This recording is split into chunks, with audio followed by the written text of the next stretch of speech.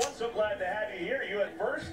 We've got July 1st weather. The sun is out, temperatures in the mid-70s. Let's play some baseball with my partner Kevin Coe. I'm Eric Collins.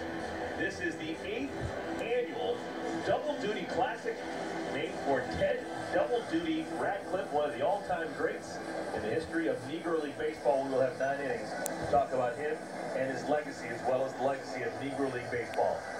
Let's take a look at the starting lineup for the East team. These are all rising high school seniors. For the most part, they're Chicago kids, but they do have kids from across the country sprinkled in as well. Najee Gaskins is a Tucson, Arizona native. Alec Thomas, Jeremy Houston, big-time prospect out of Mount Carmel. A.J. Lewis is the catcher. Tavares Terrell is the third baseman. Josh Shaw out of Morgan Park. Kelly Lane, Brooks College Prep. Xavier Gonzalez out of Gordon Tech. And batting ninth is the second baseman, Dejon Collins. That 9 will bat against Joe Gahm. He is a right-handed thrower from Richfield, Wisconsin. Here's a good look at Joe Gahm. What do we know about him? Joe Gahm has a very strong arm. He pounds the strike zone with a fastball, breaking ball, and a changeup. He was a great choice to start the game today. He was a great choice to start the game today, and I'm hoping all of our pitchers are pitching the game those strikes. It'll make the game clean, and so I know we're going to play great defense, and looking forward to see if somebody turns out to be the MVP. Well, the MVP this year will be the Minnie Minoso MVP. Minnie Minoso, of course, so influential in the game of baseball. We'll talk about his legacy as well. Minnie Minoso passing away just recently. All right, here we go. Najee Gaskins leads things off. Right fielder out of Vail, Arizona. That's in the Tucson area. Right-handed batter, game's first pitch. All right. Good fastball, strike one. Najee Gaskins is rated one of the top outfielders in the state of Arizona. He's an uncommitted. There's a drive down the left field line. That one is foul. Hit it a ton. Yeah, absolutely. But it's foul by about 10 feet. We'll do it again. 0-2 on Gaskins. Gaskins is an uncommitted junior out of the Tucson area. A lot of tools. He runs like a 6'8", 60. Very good in the outfield. He's generally a center fielder. I think we have him playing right field today. He's going to start the day in right field. If you're looking and wondering about these uniforms, they're terrific. They're replicas of uniforms that would have been worn in the Negro League All-Star game that was routinely played here in the south side of Chicago at Old Comiskey Park.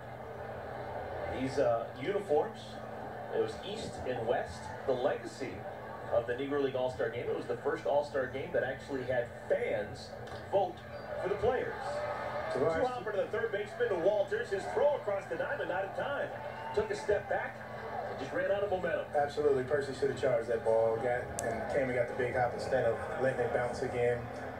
Percy's a much better defender than that. I'm not sure why he's taking steps back and making that play more difficult than what it is. Obviously, he misjudged the speed of Najee Gaskins. Gaskins can really run. That'll be an infield base hit. So a runner on at first base, nobody out. And for the first time, Joe Gahm has to pitch out of the stretch. Alec Thomas, the batter. Alec Thomas he'll be a sophomore this upcoming fall at Mount Carmel. Mount Carmel lost the state championship this year on a walk-off hit. Alec played left field for him. Their entire starting lineup were Division I commits. Alec's probably going to be the best out of all of them. There goes the runner on a second. Throw is high. It'll be a stolen base for Gaskins. Second time we've seen his speed on display. Speed kills, right? We need to see more of it in the Major League game. And, you know, Billy Hamilton stole his 40th base the other day. I thought that was awesome before the All-Star game. Usually guys are stealing 40 bases in a season. So hopefully the Major League organizations invest more into the speed. It was exciting when I was growing up watching the game. You had guys like Brett Butler, Vince Coleman, and those guys. Willie Wilson. Willie Wilson, absolutely. Here in the south side of Chicago, Rudy Law. Rudy Law, one of my favorite players, absolutely. So speed changes the game. 3 balls, no strikes. Taking all the way, that'll be a 4-pitch walk to Thomas. So the first 2 batters for the east side are aboard to begin the game. Infield base hit, stolen base, and now the 4-pitch walk to Thomas. Nobody out, and here comes some thunder.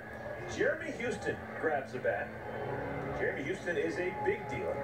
He is a rising senior shortstop at Mount Carmel. He has already decided that he is going to play his college baseball in the Big Ten at Indiana.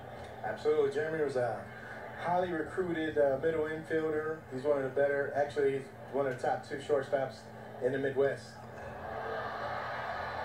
Jeremy is exceptional defensively. He's a gap-to-gap hitter.